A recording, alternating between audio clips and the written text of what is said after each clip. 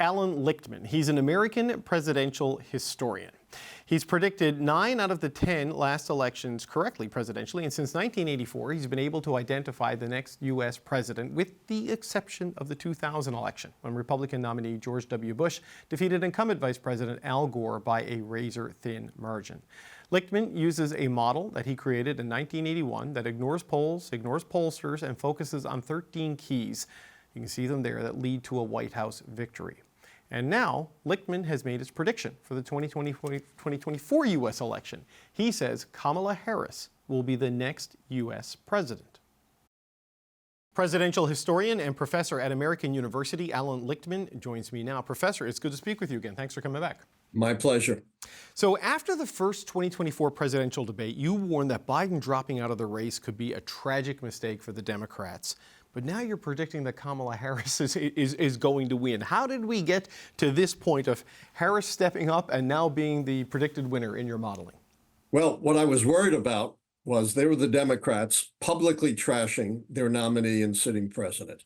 So I was worried they would push him out, which would cost one key, the incumbency key, but that they would make a big mistake and have a big party brawl. They seem to be moving to that, which would cost them a second key, the contest key. And I warned against that. Well, it turned out they did somehow grow a brain and a spine. They united behind Harris, which saved the contest key. So they only lost one key.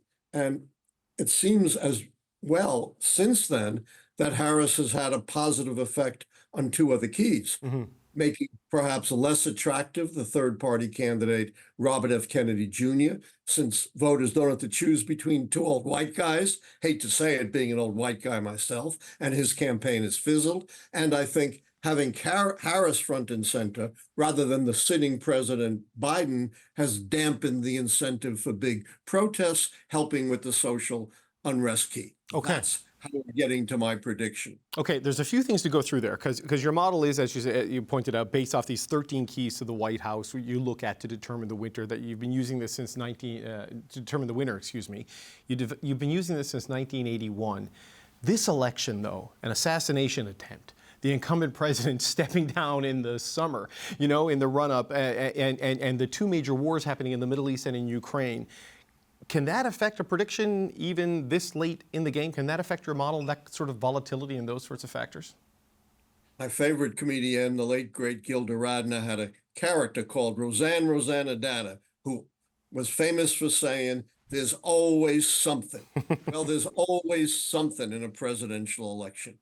In 2008, people told me, you got to change your keys. We've never had an African-American running as a major party candidate. America's not ready for that. We have a woman running, got to change your keys. We have Donald Trump, a new kind of candidate, got to change your keys. But the beauty of the keys is they're the North Star of prediction because they tap into the fundamentals of how elections really work as votes up or down on the strength and performance of the White House party. They transcend all of these so-called unique events of the campaign. Nothing counts unless it affects a key. And I explained exactly how Biden's withdrawal and the Harris candidacy affected the keys. Okay, so of the 13 keys, you say 8 of them are true for Harris. So that gives her the numbers that she needs to win, or based on your predictive model. But let's talk about one of them, social unrest. You have that in Harris's favor. But we do have these protests we've seen at university campuses. There is anger at the administration's approach to the Middle East conflict among, say, the Muslim population, for example, in key states like Michigan. How do you award that in her favor when that unrest is directed at them? Is it just not of critical mass, or how do you describe it? Yes, it's always directed against the incumbents, but you got to look at how the key is defined according to my book, Predicting the Next President. And you can catch also my live show Tuesdays and Thursdays at 9 p.m. Eastern at Allan Lichtman when I explain this. To turn that key, it has to be massive, sustained social unrest that calls into question the stability of the country. You always have some degree of social unrest, but this is nothing like, for example, like we saw in the 1960s or early 1970s. It was, in fact, a very easy call, given how the key is defined and how it's been turned since 1860, when I went back retrospectively to develop the keys. Okay, so you have 8 in Kamala Harris's favor, 3 in Donald Trump's favor, and 2 undecided at this point. And those have to do more with foreign policy, which could be linked to the social unrest one as well. I mean, what's your thought process there? Yeah, it's a little bit confusing. Let me straighten this out. Okay. The simplest way of thinking about the keys is how many keys count against the White House party. There are no keys for Right, the okay. challenge. And there are definitively 3 keys against the White House party. The mandate key, because they lost seats in the 2022 midterms in the House. Obviously, the incumbency key and the incumbent charisma, because Harris is, not a Franklin Roosevelt or a Barack Obama.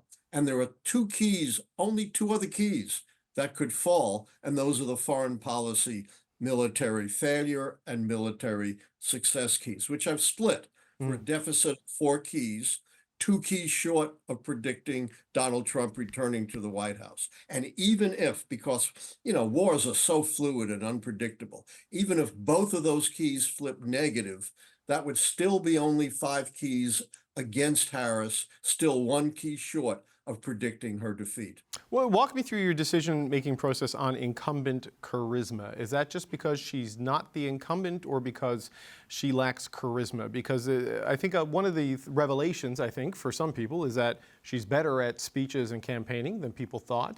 And the first woman of Black and South Asian descent has an appeal to constituencies where you're seeing high voter registration.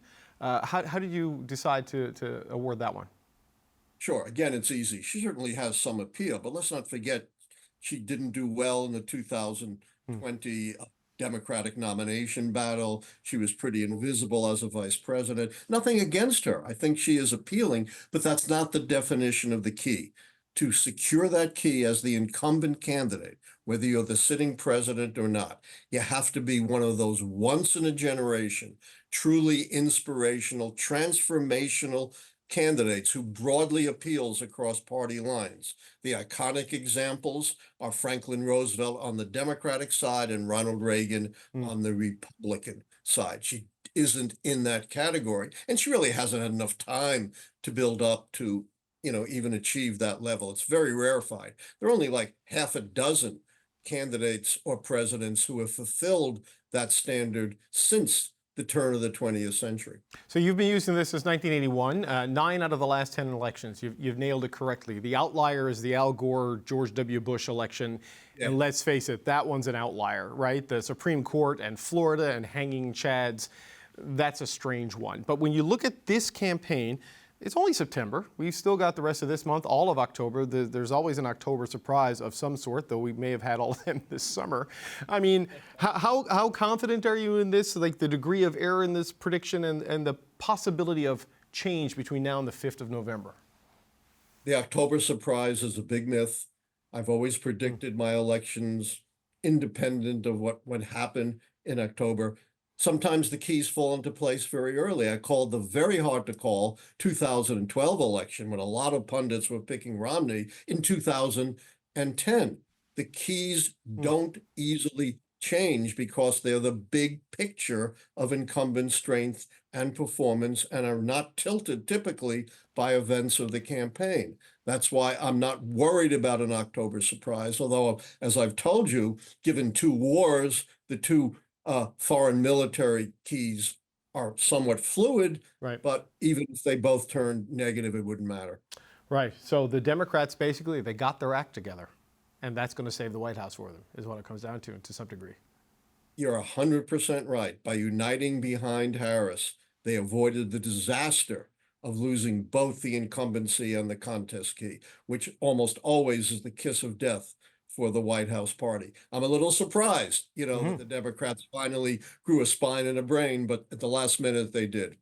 Okay, well, Professor, it's always good to talk to you. We'll find out in just a few weeks, about 6-7 weeks from now, whether you're right. That's presidential historian Allan Lichtman. Thank you, sir. My pleasure.